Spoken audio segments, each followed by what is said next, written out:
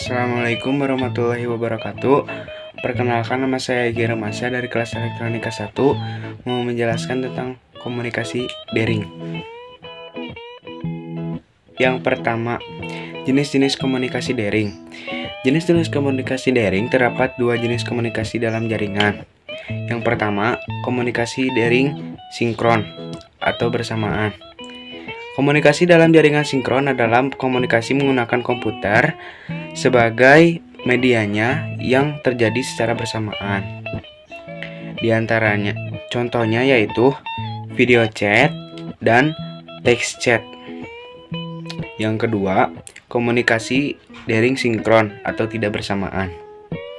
Komunikasi dalam jaringan sinkron, asinkron adalah komunikasi menggunakan perangkat komputer atau perangkat lain yang dilakukan secara tunda-tunda. Ada beberapa komponen yang harus tersedia dalam menjalankan komunikasi dalam jaringan. Komponen yang pertama, komponen perangkat keras atau hardware. Dan yang kedua, komponen perangkat lunak atau software. Dan yang ketiga, komponen perangkat akal atau nular atau brainware. Tujuan komunikasi daring: yang pertama, berbagai sumber daya atau resources. Yang kedua, media komunikasi. Yang ketiga, integrasi data. Yang keempat, keamanan data. Yang kelima, efisien tenaga. Yang keenam, efisien waktu. Yang ketujuh, efisien biaya. Yang kedelapan, pengembangan dan pemeliharaan. Yang kesembilan, sebagai kontrol. Yang kesepuluh, memudahkan pengelolaan. Yang ke-11, mengendalikan jarak jauh. Yang ke-12, meningkatkan integrasi komunikasi. Yang ke-13, meningkatkan partisipasi komunikasi. Yang ke-14, memberikan informasi. Dan yang ke-15, web browsing. Fungsi komunikasi daring: informasi, yaitu sebagai media penyampaian pesan dan informasi kepada penerima informasi. Yang kedua, kendali, bertindak mengendalikan dan mengatur suatu informasi, yaitu sebagai kewenangan individu atau kelompok. Yang ketiga, motivasi. Komunikasi daring dapat memacu suatu pekerjaan dan semangat karyawan dalam pekerjaannya.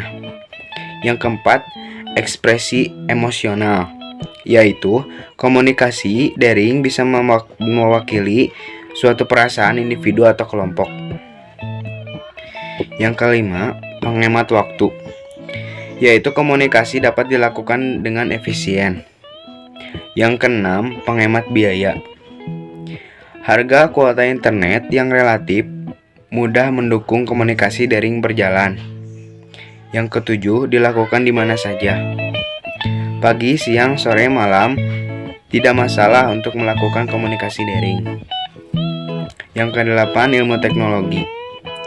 Ilmu teknologi yaitu komunikasi daring bermula dari ilmu pendidikan yang saat itu dijadikan bahan penelitian. Yang kesembilan, intensitas komunikasi, yaitu kemudahan berkomunikasi menyebabkan intensitas komunikasi bertambah tanpa batas. Yang ke-10, partisipasi. Yang ke-11, informasi. Yang ke-12, kontrol. Yang ke-13, dorongan. Yang ke-14, penyalur ide. Yang ke-15, sosialita. Dan yang ke-16, fungsi negara. Manfaat komunikasi daring: 1. Sebagai sarana komunikasi. 2. Sebagai sarana e-commerce atau perdagangan online. Yang ketiga, sebagai sarana e-learning. Yang keempat, sebagai sarana e-banking. Yang kelima, sebagai sarana riset. Yang keenam, mempermudah peserta didik dan guru dalam berinteraksi dan berkomunikasi. Yang ketujuh, akses ke informasi yang berada di tempat yang jauh. Dan yang kedelapan, media hiburan interaktif.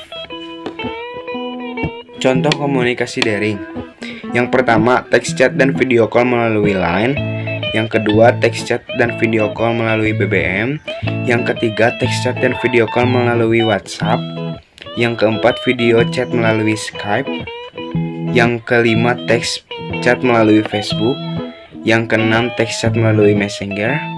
Yang ketujuh, video call dengan Google atau Hangouts. Yang kedelapan dan banyak lagi yang lainnya yang mungkin kamu gunakan juga. Selanjutnya, surat elektronika atau surat email. Surat elektronika atau elektronik email merupakan media untuk mengirim pesan melalui jalur internet. Fungsi dan manfaat surat elektronik.